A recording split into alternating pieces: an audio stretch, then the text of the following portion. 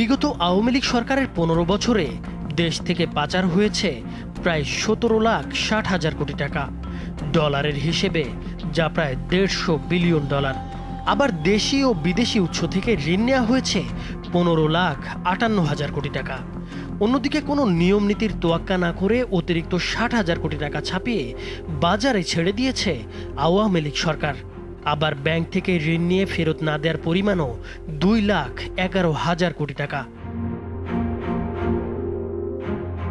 ফলাফল দ্রব্যমূল্য বৃদ্ধি, ডলার সংকট এবং ভঙ্গুর অর্থনীতি। যদি বাজারে জিনিসটার দাম কমানো যায় তাহলে আমাদের এখানে আসার কোনো প্রশ্নই আসে না। কিভাবে কিনবো? আমি ৯,০০০ টাকা বেতন পাই, আমার সংসার চালানো খুবই কষ্ট। কোনো দেশের সরকার চাইলে ইচ্ছে মতো টাকা ছাপাতে পারে না। অতিরিক্ত টাকা ছাপা হলে টাকার মান কমে যায়, বেড়ে যায় নিত্য প্রয়োজনীয় দ্রব্যের দাম। অর্থনীতির ভাষায় যাকে বলা হয় মুদ্রাস্ফীতি। বাংলাদেশের বাজারে যে দাম বৃদ্ধি হয়েছে তার মূল কারণ হিসেবে ধরা হচ্ছে আওয়ামী লীগ সরকারের অপরিকল্পিত মুদ্রানীতিকে। একদিকে বিপুল পরিমাণ টাকা পাচার করা হয়েছে, অন্যদিকে অপরিকল্পিতভাবে ছাপানো হয়েছে হাজার হাজার কোটি টাকা।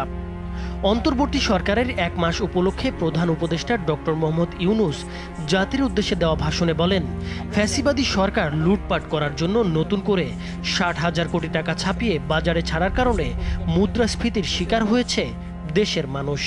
নতুন করে ৬০,০০০ কোটি টাকা ছাপিয়ে বাজারে ছাড়ার কারণে মুদ্রাস্ফীতির শিকার হয়েছে দেশের মানুষ। ২০০৯ সালে শেখ হাসিনা যখন দ্বিতীয় মেয়াদে ক্ষমতায় আসেন তখন সরকারের ঋণ ছিল মাত্র ২,৭৬,৮৩০ কোটি টাকা। আর ছাত্র জনতার গণ অভ্যুত্থানের মুখে তার টানা চতুর্থ মেয়াদের সরকারের পতনের সময় দেশের মোট ঋণের পরিমাণ দাঁড়ায় ১৮,৩৫,০০০ কোটি টাকা। সেই হিসেবে আওয়ামী লীগের ১৫ বছরের শাসনামলেই সরকারের ঋণ বেড়েছে ১৫,৫৮,২০৬ কোটি টাকা। অর্থাৎ মোট ঋণের ৮৫% আওয়ামী লীগের বিগত ১৫ বছরের। সরকারের পরিচালনা ব্যয় মেটানো ও উন্নয়ন কর্মকাণ্ডের কথা বলে দেশি বিদেশি উৎস থেকে এই ঋণ নিয়েছে শেখ হাসিনা সরকার। এই সময়ে বিপুল পরিমাণ অর্থ পাচার হয়েছে ইউরোপ, আমেরিকা সহ বিভিন্ন দেশে। জিএফআইয়ের তথ্য বলছে শেখ হাসিনার ১.৫ দশকের শাসনামলে দেশ থেকে অন্তত ১৪,৯২০ কোটি বা $১৪৯.২০ বিলিয়ন পাচার হয়েছে। বাংলাদেশি মুদ্রায় এর পরিমাণ দাঁড়ায় অন্তত ১৭,৬০,০০০ কোটি টাকা। বিরোধী দল থেকে প্রায় রিজার্ভের টাকা গেল কোথায় এই নিয়ে প্রশ্ন করে। করোনাকালে অর্থাৎ ২০২১ সালের আগস্টে বাংলাদেশের বৈদেশিক মুদ্রার রিজার্ভ উন্নীত হয়েছিল দেশের ইতিহাসে সর্বোচ্চ $৪৮.০৪ বিলিয়ন। অথচ আওয়ামী লীগ সরকার ক্ষমতাচ্যুত হওয়ার সময় তারা রেখে যায় মাত্র $২০.৪৮ বিলিয়ন।